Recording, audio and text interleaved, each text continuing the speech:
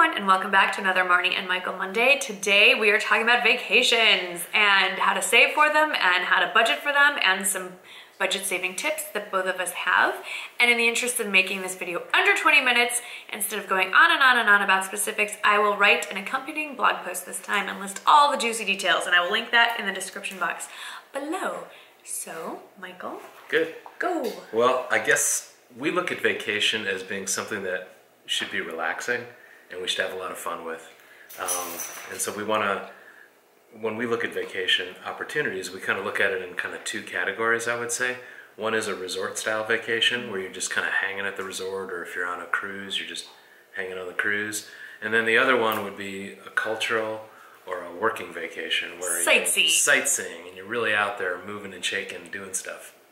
So what do you think about resort style vacations? What are some of the tips that we've put into play? Well, first, before we even get into those specifics, let's talk about how do we save up for them? Oh, well, it's an MQA line item for us. Yes, it is. In fact, it is absolutely something every month that Marnie and I set aside from our financial budget in anticipation of the type of vacation that we want to take.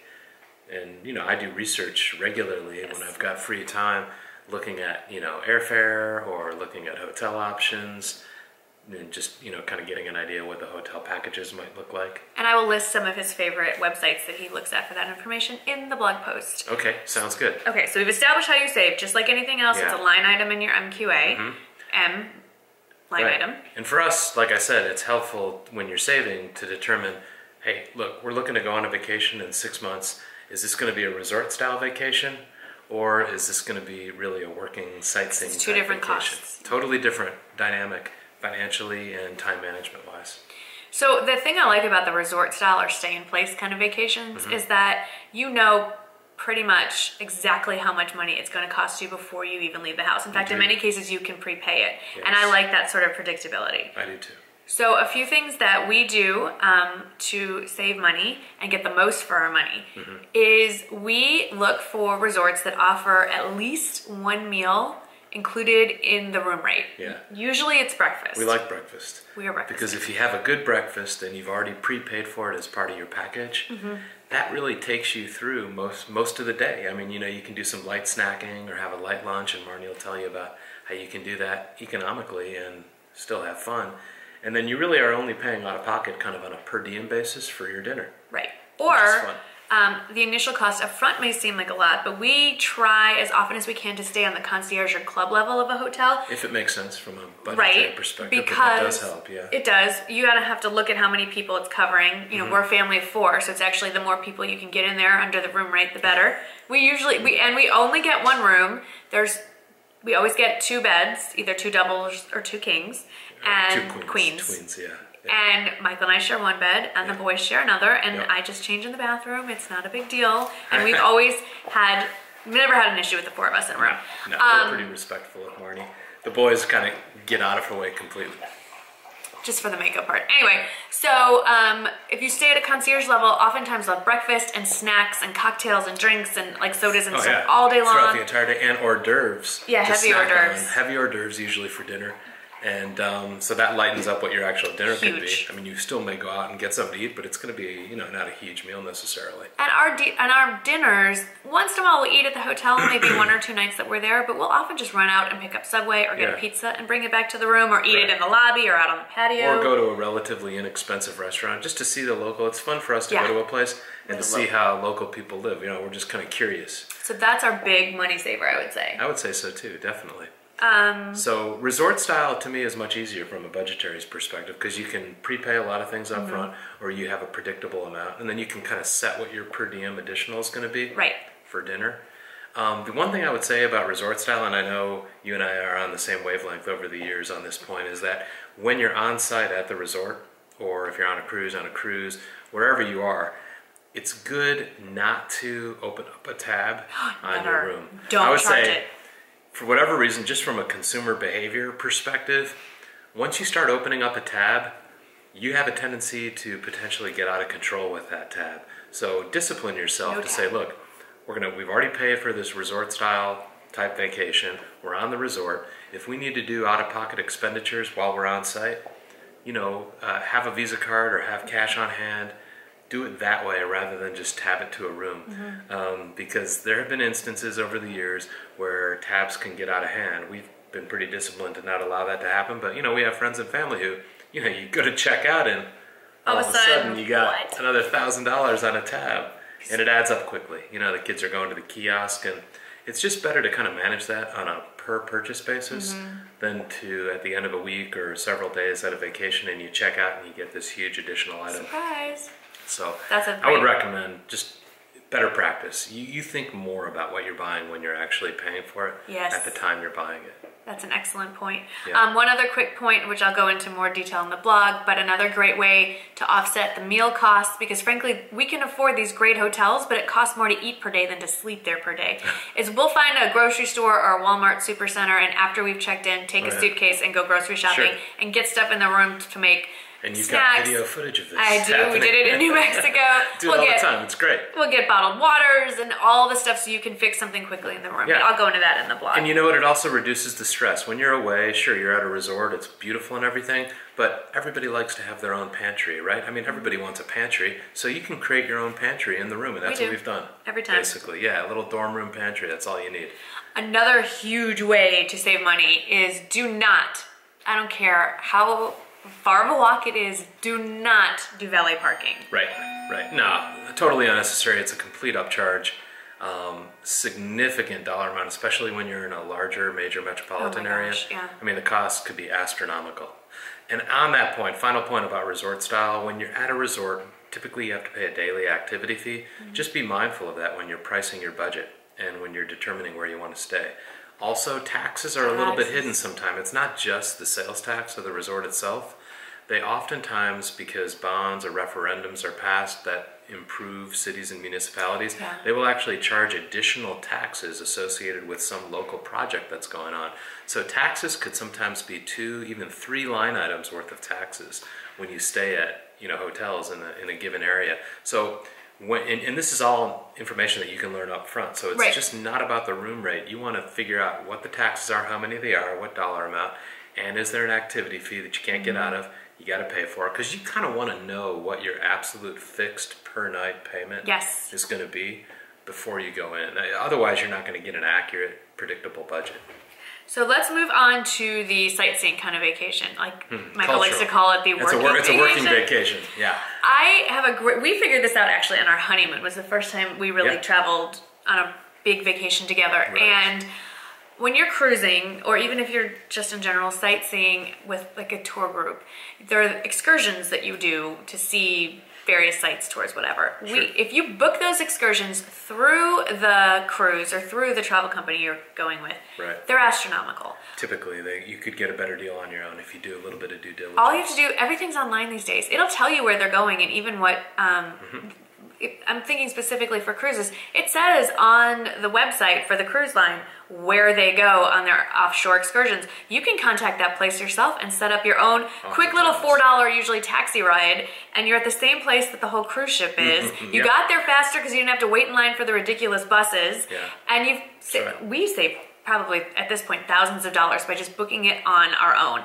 And when you're not sure if it's going to be safe or not, just go to the same place that the cruises are going to or the tour company's going to, but just set it up without paying that middleman fee of paying the cruise line or the tour company. Exactly. So Marnie likes to joke a little bit when we go on these types of cultural vacations. I mean, we get a lot done in a relatively short period of time. I mean, over a period of days, we're seeing a lot of things. But the other thing that I do, and Marnie kind of leaves me to my own devices, but I love it. And she kind of jokes that, my military training really comes into prominence when we're doing this type of vacation. He plans it like it's a military invasion. So I've got it down where I've already picked out kind of generally restaurants that are in the area. Sometimes I just make it easier because people are tired. The kids get tired, you get tired, I get tired. Everybody does. Sometimes it's nice to just have it all kind of set up where we know, look, we're going to do breakfast here. And even before we're on the ground, on site, I've already figured it out. And I've figured out generally what the menu looks like, have an approximation about what the kids are going to order and what you're possibly going to order. And you can do it. Predictable. Breakfast, lunch, and dinner. And kind of what got me on it was really being in the military, traveling, and then in corporate world when you travel typically when you travel and you're getting your reimbursements, it's based on a per diem. Right. So you're already allotted what your food allowance is going to be when you travel in the corporate or in the military world.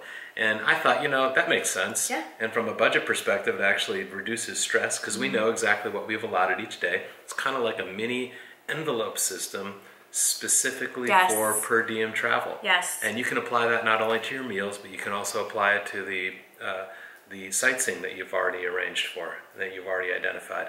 Don't forget things like, transportation costs. If you're in a city that has a light rail system or an underground system, like we love London public transportation. Or Paris, places like that, Washington, D.C., really do your advanced kind of studying about how that costs and how to maximize the benefits of those kinds of things. Especially London, we've gone a few times. You can prepay and buy a card to travel the tube system. It was in an Oyster. It's not an Oyster card, but there was an Oyster card, and then we also had like the London 3-day City pass. Yeah, it has various other things, and you got to just see if you're going to get the benefit of what you're paying for. But if you do, typically it reduces the stress of figuring out how you're going to pay for transportation. Cities like London or New York or Paris, that alone could decimate your budget just taking taxi cabs. I still have not been in a black taxi cab in London because they're astronomical. We have not, but we've enjoyed the tube so much. It's so fun. And it's a lot of fun because we don't have that where we live. No. We're generally familiar with light rail systems and having grown up in Chicago, but for 20 plus years, we've been kind of disengaged from that. So it's fun to go on those things. The kids think it's like a ride. When we went to San Francisco, we did the BART. When we go to Washington, D.C., we do the Metro. In Paris, we did the Metro. In Puerto Vallarta, we rode public transportation. We Not did. necessarily sure I would recommend that with like chickens on the bus. No, but, come on, it's an experience. And it was relatively safe during the middle of the day. With the soldiers with the guns. It's great. It's great. Yeah. No, but generally speaking, public transportation is if you're in a large metropolitan city that has great public transportation, take advantage of it and use it. I think the key, and that Michael keeps talking about, and I'll just sum it up, is the key is planning. There's great websites out there. There's great books to pick up. I'm still a big believer in a real book, especially for travel. And we like to do that together. Like Marnie and I would actually go to Barnes and Nobles. We still do. And we look at travel books on a particular location we're going to. And then we'll go out, we'll get coffee. Marnie will get a glass of wine. We'll sit together and we'll kind of study the various options, and it's a lot of fun. Make it a partner-oriented affair. I don't know that the kids have gotten too involved. For whatever reason, our kids just haven't expressed all that much interest in the planning part of it. No, we ask, but we don't get it. I'm sure there are kids out there that would love to participate, so I'd encourage it. Once in a while, they'll have a specific request, like they wanted to go to the London Dungeon. Oh, that's right. Yeah, that was boy thing for sure. No, we had a good time with that. But also the best thing about the planning and the over planning is that by the time you get there, it's drilled into your head. You know where you're going. You have you've studied maps for so long that you have a pretty good idea. And when you're on the ground in a cultural type working vacation, there's enough spontaneity that's going to be built into the process that you don't need to be trying to scramble for. But it's nice to have that framework. How you're going to go. Yeah, no, it's nice to have the frame. You can always go off the plan, but it's good to know that this is an ideal, and then if things change along the way. Yeah. I would like to give one completely random travel tip that has nothing to do with budgeting. We always do this every time we travel to a larger city, is we leave our bags at the hotel. We usually, if we're going to Europe, you get there in the morning, so you can't check in. So you leave your bags at the hotel. The red eye, That's all they have. Yep. And then we do one of those big bus tours, the double-decker buses. It's the hop-on, hop-off tour. And we just do like a circle of the city. Sometimes it's part of your city pass. Usually. It's a city pass. And or we've already bought the ticket before we landed. Yeah, that's an excellent way to kind of get you're on the ground. You've seen everything kind of from Google Earth, from your computer at home. But it's not the same. But you want to really get a feel for the vibe of the city, what it's like to walk around, where is a good walking area. But what I like, I'm thinking specifically when we went to Scotland, we started our trip in Edinburgh, and before we even left, we had already bought and reserved our tickets for the bus tour. And while we were waiting for our room to get ready, we did the drive around. And the advantage is it gives you the lay of the land. It kills some time while you're waiting for your room. And you might drive past something and go, okay, I saw it, and you know what? That's good enough. We don't need to devote a few hours to it, but we've seen it. We don't really need to go back. Or whoa, that wasn't on my list. What is that? Let's make sure we hit that. So that's my last travel tip.